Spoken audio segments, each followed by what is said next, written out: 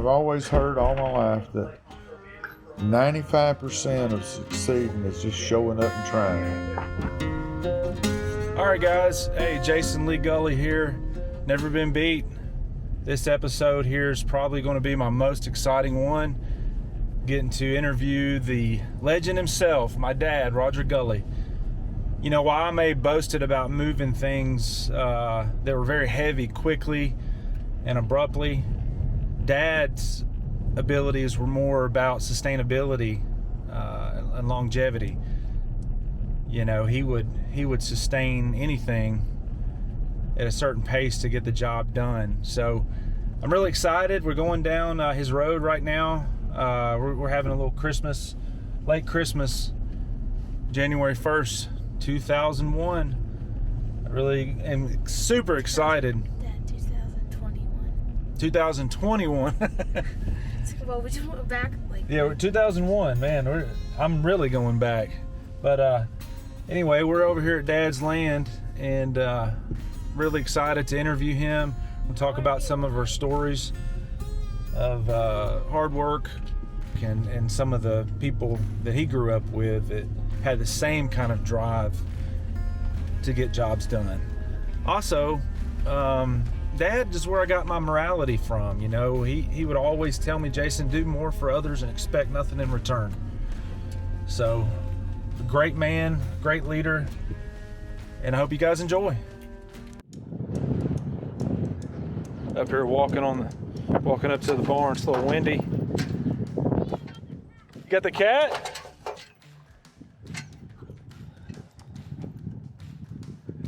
We actually, Dad and I helped Dad build this barn up here.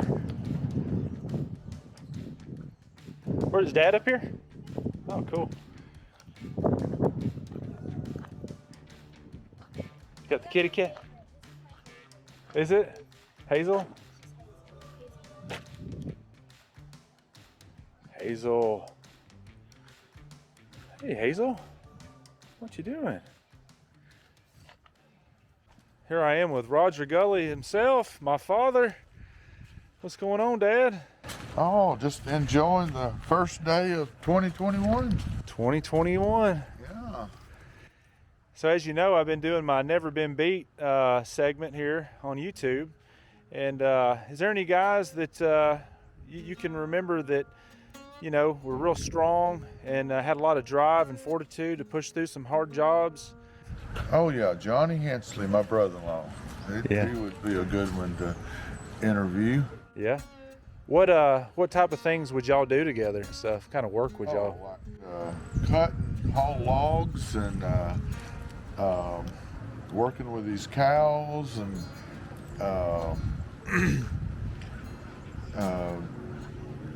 driving the tractors all day in the hot sun, doing pepper, working about 15 hours a day doing pepper. That was definitely a challenging one. And like I said in the intro, you know, me as his son, I boasted a lot about moving things real heavy, abruptly and quickly, but Dad's type of strength is more sustainable. And a lot of the things that they had to get done, you know, were all about longevity and pacing yourself. And so that's a different kind of strength and persistence that you had to maintain or you wouldn't make it, right, Dad? Oh, you just had to do it. It wasn't no option. you just done it. Yeah. You work or you didn't eat. You work or you didn't eat, huh? Yeah. Yeah, you just go out every day and get her done. Yeah. You know, if it was plowing corn all day or hauling hay or cutting logs or stacking lumber at the sawmill, whatever needs done, it's what it needs done for the day. You just had to do it. Did you arm wrestle when you were growing up? Yeah. Yeah? Did you do pretty good? Yeah, I did pretty fair. Yeah? Did you arm wrestle your brothers? And Yeah, I would arm wrestle most everybody that wanted to arm wrestle. Yeah? Yeah. I hear you. And did pretty good? Yeah. Would you say you never been beat back in your neck of the woods, you know? I guess it depends on your opinion of never been beat. Well, it just being that most of the guys that you grew up in your neighborhood, you could pretty much, beat them where you grew up. Yeah, I could usually on arm wrestling, I would be able to take care of business on that. Well, good deal. Good deal. Well, I appreciate it, Dad. He's got these hands right here. They're hard-working hands, and it's sure is a pleasure being your son and everything you've taught me to push through things. And that's what Never Been Beat's about: not giving up, having the mental drive to push through things. And I really appreciate all you've taught me. Well, absolutely. Well, one of the stories I want to share with you, standing here with Dad, is I had two-a-days in football practice back in high school. And after two-a-days, which, it's very hot, it's August, and, pushing through all just two-a-days in itself is quite tough. But after football practice, we needed to haul some hay. It just needed to get done. We're actually out here at the barn right now where we would unload the hay. So we would get the hay over at Mr. Graves' house right across the street. But after hauling hay, till what time would you say we get done hauling hay, Dad? Whenever we're done. There you go. Whenever we were done. So it could be 10 o'clock at night or 11 o'clock, Yeah, 12 o'clock. Whenever you get done, you're done. That's right. Not before. Yeah, all the way done too. All the way done. But this one particular time that we were hauling hay, I would say maybe 2 or 3 o'clock in the morning, I got a knock on the door, and Dad was waking me up saying that we needed to pull a calf out of a cow. And what you have to get the calf out of the cow, or the cow could pass away. Is that right? I mean, because obviously you have to pull it out of there. It's a process that has to happen. You can't, if the cow can't get it out itself, you have to pull it out. And sometimes that's very challenging on a heifer cow that's hadn't had a calf before, and you have to get it to a certain point, and then it has to rotate slightly, and then you can pull it on out. And sometimes that is very difficult to do, and especially on a summer night when it's already like 90 degrees at night, and that particular time it was very hot, and that's a challenge on the cow and the people trying to help the cow also, trying to deal with all that heat. like we're seeing stars pulling on that cow. Yeah, it's very rough, and you can't just say, well, we can't do this, and go do something else. You have to keep working till you get the cow out, or the calf out. Yeah, and now you have some type of machine that helps with that. Well, it's it's actually a deal that you can. It's like a jack. You kind of put it up against the cow's back end and tie these chains on the calf's leg, and you can just take and jack, and it just pulls it out.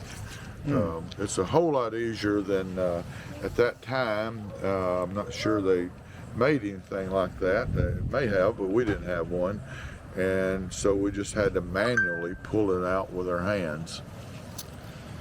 Good deal. Hey, with our hands, with some strong hands, his son's hands, and you got to get in there pretty deep too, to rotate that thing around, and it's not for the faint at heart, would you say? No, it's definitely not. Sitting here arm wrestling with Dad at Christmas. This is where all that country strength comes from, right there. We're in the midst of Christmas, have family around. We're sitting here arm wrestling like usual. Every time man, he's still got the old man strength. You hear about it, and still today, just strong as a bull with those hands. And he would always grab me and play mercy, and still today. Still today, never been beat right there. And Closest Captain America and love you, Dad. Spider-Man here. Love you too, son. Oh, Merry Christmas. So we're sitting here talking about Johnny Hensley and talking about his grit and drive to push through everything. That's Dad's brother-in-law. What are some of the jobs that you remember doing with Johnny that required a lot of fortitude to get through, whether it be the crops or, you know, some Well, he examples? was a Working on the farmer. crops. You know, younger on, he farmed, and that took a lot of endurance because, you know, in the summer they would be working, you know, from daylight to dark, you know, driving those tractors, and they had some pretty old tractors, like the Super C Farmall and the H Farmall, that they would drive those all day long out in the heat. They didn't have no umbrella on them. And also logging, you know, they started out, you know, he was a farmer and then part-time logger, and then later on he went to logging and got big time into logging. I mean, you got to turn those logs over. I remember one time us loading a load of logs, and that thing didn't have a loader with it. We loaded them. We would put these skids on the truck, and we had to use can hooks and roll those logs, and loaded the whole truck with those. And I mean, you know, each log would probably weigh, I don't know, probably, sometimes a log would probably weigh 2 tons. And you're trying to roll it up on a truck that would be probably 12 foot high. That's just not an easy task at all. Man, you guys ready for that today? That takes some grit right there. Hey, Dad, you were saying one time one of the hardest jobs that you had ever done was making molasses. Can you unpack what that's like? Well, the hardest part was what my job was keeping wood on the furnace.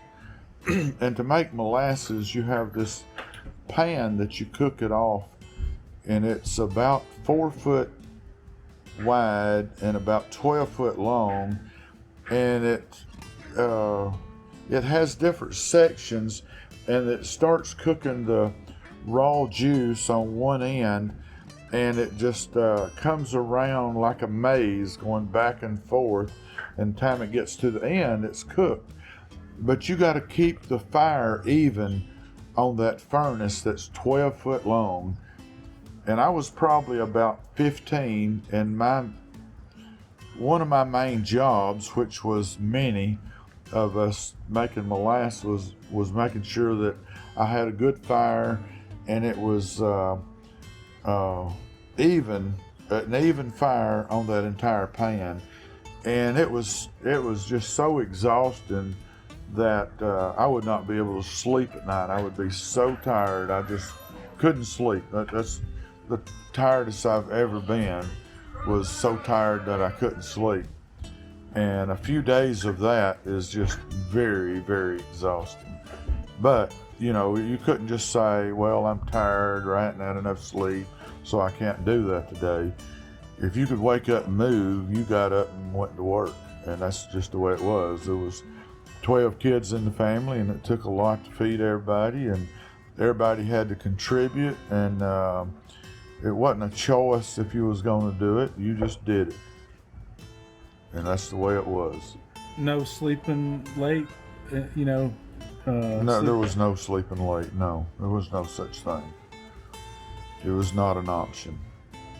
Not an option. Well, that's definitely helped you today, and you represent a group of people that leaned into life with everything they had, and I really respect you, Dad, and thank you for all the values and morals that you've shown me to hold up high and give those examples to my friends and family and my immediate family. I really love you for that, and I appreciate everything that you have done. and also for not making me have to do molasses and make molasses. Talking about Erwin Sullivan at church one day after church, I was standing outside with Mr. Sullivan. He wanted to play Mercy. And I told Mr. Sullivan that, I was a football player, been working out a whole lot, and it wouldn't be a good idea that we play Mercy because, he's 85 years old. However, he continued to suggest we play Mercy, and, I decided to do it and locked up with him and grabbed his hand. He grabbed mine, and he immediately flipped it upside down, and I went straight to the ground, and he was kind of laughing about, he said, "Oh, you Gulleys just ain't made right." This man was 85 years old and just had very, very strong hands and just very fiery individual, wasn't he, Dad? He's very fiery, very fiery. He would tell everybody what he thought immediately, but he was a very hard worker, would help anybody out with whatever they need. But they had to listen to what he had to say and put up with him if he was going to help them. He was a very good guy. I remember he was telling me when he was probably maybe around 90, 91, that he never even went to the doctor until he was in his late 80s, almost 90, before he ever went to the doctor. He just was very healthy, ate good. He grew a garden. He had a garden till he was maybe 90, 91. He would get out there and work in it every day. I mean, it would be 100 degrees, and he would just be out there working in it like it wasn't nothing. Just a very hard worker, very good guy, and down to earth, and one of the best guys you'd ever meet in your life. Very tough, and not a person that you would want to get on the bad side. You definitely want to be on Irvin's good side. And his buddy and him made a boxing ring out back that you were telling me about. Yes, it was right here on this property. His name was Carl Walker, and he passed away at about 95 also. And he had told me that sometime in the 1920s that they made a boxing ring up by the barn up there, and on Sunday afternoon after church they would go up there and box, and that was just their pastime. If anybody felt like they could hang in there with them, they was welcome to come box with them. They really loved that. And, yeah, they probably did pretty good at it. I would say they probably did. Yeah, and Yule Jones, he could have been a professional baseball pitcher. He was really, really good. If he would have got the chance to go to the pros, he would probably make it. He played ball here in Fairview, and he was a very, very, very hard worker. And his name was Yule. I always thought they should have named him Mule, but it was Yule. But those were some tough guys that they all three of them grew up in the Fairview area, lived here all their life. Everybody around knows them, and they were just great people. Well, the biggest thing I remember my dad talking about during the Dust Bowl, I think that was before the Depression, maybe the late 1930s, I believe, is they was talking about that they had to eat peas 3 times a day because that's the only thing that survived the Dust Bowl. And he would say that they would eat pea patties for breakfast and then pea soup for lunch and for supper. And but that's what got them through that year. And he would always grow peas because he knew that the peas would make it. Black-eyed peas, purple hull peas, most any of the peas, for some reason, they don't require much water. So, if you're ever growing a garden, be sure to put you some peas in there because those peas is going to bear fruit for you, no matter if it rains a lot that summer or not. And, that's very important to make sure you're at least going to have something I know it was tough on them to just have peas, but they were thankful for the peas, that they did have something to eat, because back in that time frame, there was no food stamps or welfare or anything like that. You had to figure out a way to make it on your own, or you just starved. You just did not make it. And you know, there's some tough folks come from that era. You know, that's they did not rely on anybody. They knew that they have to be self-sufficient, that they had to find a way to make money, grow food, or them and their family was not going to eat. And there's a lot to be said for that. But they would, if they got $1, they would hang on to it. You know, if something tore up, it was not their first option to go buy a new one. They would try to figure out how to fix it or make one. They just really, really hated spending money, because, you know, they was worried that they wouldn't get $1 back if they spent it, where the next dollar would come from. And that's the mindset from the Depression era. You know, I know that, you know, we go through hard times now, but, you know, the hard times those folks went through is just nothing close to what we have to go through. You know, people, if they have real hard times, they can apply for government programs. There was no government programs then. You know, they had to make it. They had to make it on their own. If they didn't, they probably just didn't make it. And so, yeah, that's grit and drive. It's very important. It's very important just for people in general to have that. Not just going through the hard times, but going through any times, you know, to push through any obstacle in life that is in their way. Just don't give up. Just don't give up. Just keep going towards your goals. And if things gets a little hard and you get pushed back, just keep pushing. Just keep pushing. You know, I've always heard all my life that 95% of succeeding is just showing up and trying. And so if you show up and try, you got a high likelihood of succeeding on what you're wanting to do. So just keep pushing on. Push forward. Giving up's not an option. It's not an option. It really isn't. Thanks, Dad.